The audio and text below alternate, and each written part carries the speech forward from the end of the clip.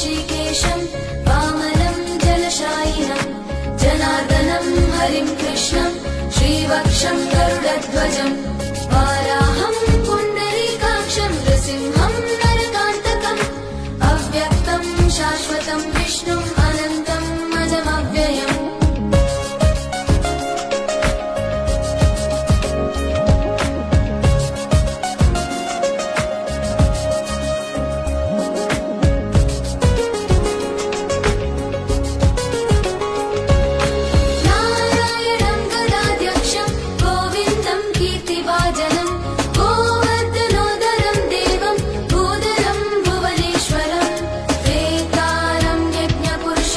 यज्ञेशं यज्ञवाहकं चक्रपाणिं गदापाणिं शङ्खपाणिं नरोत्तमं चक्रपाणिं गदापाणिं शङ्खपाणिं नरोत्तमम्।